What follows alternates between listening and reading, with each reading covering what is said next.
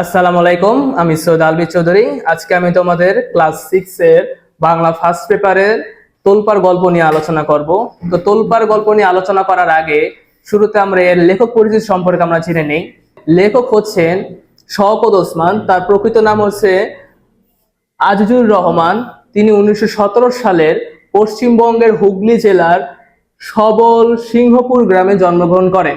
এছাড়াও তিনি পাশাপাশি ছোটদের জন্য অনেক লেখালেখি করেছেন। ছোটদের জন্য লেখালেখি গ্রন্থগুলোর মধ্যে রয়েছে ওটন সাহেবের বাংলো, তারা দুইজন, ডিগবাজি। তিনি অনেক পুরস্কারে ভূষিত হন, বিভিন্ন পুরস্কারে ভূষিত হন। পুরস্কারগুলোর মধ্যে রয়েছে বাংলা সাহিত্য পুরস্কার, আদমজী পুরস্কার, 21শে পদক ইত্যাদি পুরস্কারে তিনি অনেক ভূষিত হন এবং তিনি 1998 সালে মৃত্যুবরণ করেন। আচ্ছা, লেখক পরিচিতি গেল। এরপরে আমরা গল্পের উদ্দেশ্য বা গল্পের কাহিনীটা কি সেটা নিয়ে আমি আলোচনা করব। গল্পের কাহিনী হচ্ছে মুক্তিযুদ্ধের সময়কাল নিয়ে এই গল্পটা তৈরি হয়েছে।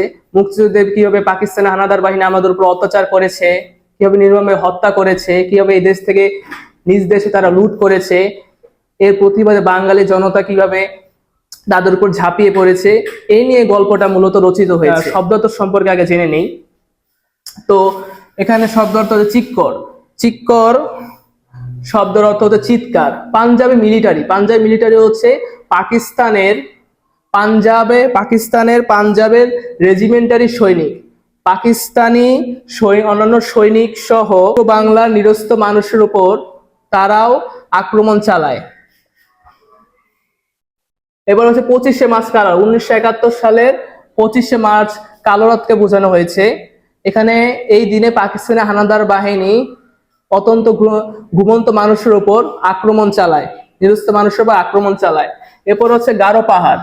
গারো পাহাড় হচ্ছে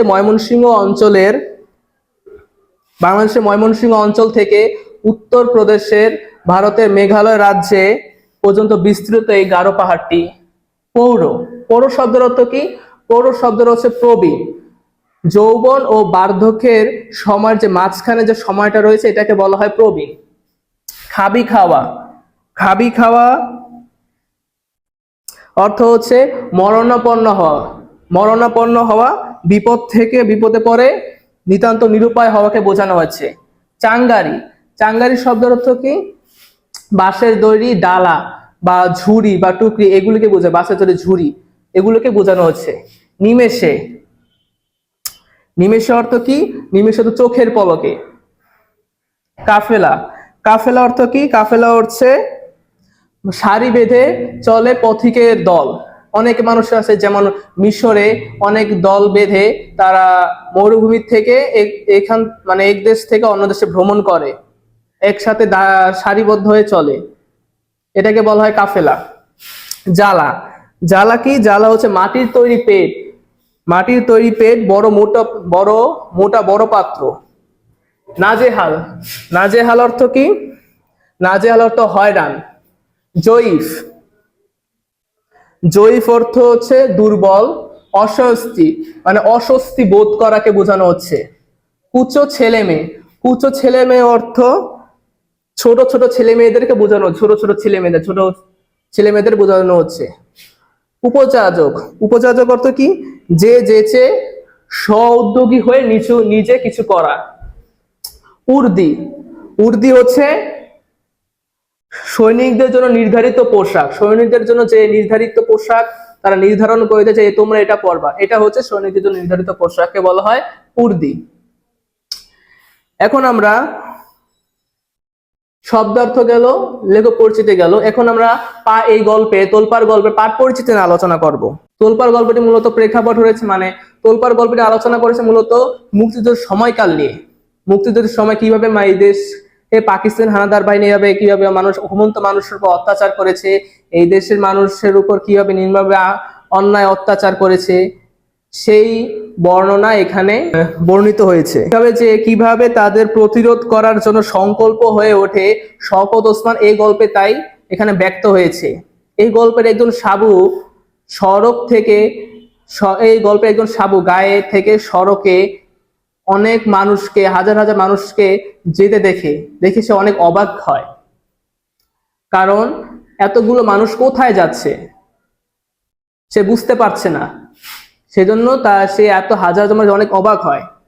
পরে জানতে পারে যে পাকিস্তানি হানাদার বাহিনী এই মানুষের উপর অত্যাচার শুরু করছে এবং নির্মমভাবে মানুষকে হত্যা করছে। এরপরে তিনি এটা অনেক বুঝতে পেরে অত্যাচারিত এবং নির্মম মানুষের মুখে কিছু মুড়ি ও পানি তুলে দিতে এগিয়ে আসে এবং এটা করে সে অনেক সান্ত্বনা খোঁজে। সাবু দেখতে পায় নারী ও শিশু নির্বিশেষে শহর থেকে সবাই পালাচ্ছে। কেন পালাচ্ছে? পাকিস্তান হানাদার বাহিনী তাদের উপর অতর্কিতভাবে গুলি বর্ষণ করছে, সেজন্য নারী শিশু সবাই এখান থেকে পালাচ্ছে।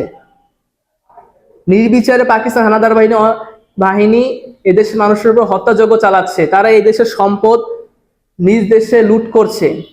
তারা এই দেশের মাতৃভাষা বাংলাটাকে কেড়ে নিতে চায়। তারা এখানে নিজেদের আধিপত্য বিস্তার করতে চাচ্ছে। এই সংবাদটি আবার বিভিন্ন সংবাদে প্রচারিত বা রেডিওতে প্রচারিত হচ্ছে। পাকিস্তানি হানাদার বাহিনী এই নিষ্ঠুরতা দেখে সাবু অনেক ক্ষুব্ধ হয়। তার মনে জেগে ওঠে যে আমরা কেন অত্যাচারিত হব। সে অনেক ক্ষুব্ধ হয়ে তার মধ্যে অনেক সংগ্রামী জেগে ওঠে এবং অন্যায়ের বিরুদ্ধে প্রতিবাদ করার জন্য সে অনেক প্রস্তুত হয় এবং লড়াইয়ের জন্য অগ্রসর হয়। শহর থেকে মানুষের অসহায়ত্ব দুঃখ কষ্ট দেখে তার মন বেদনায় ভরে ওঠে।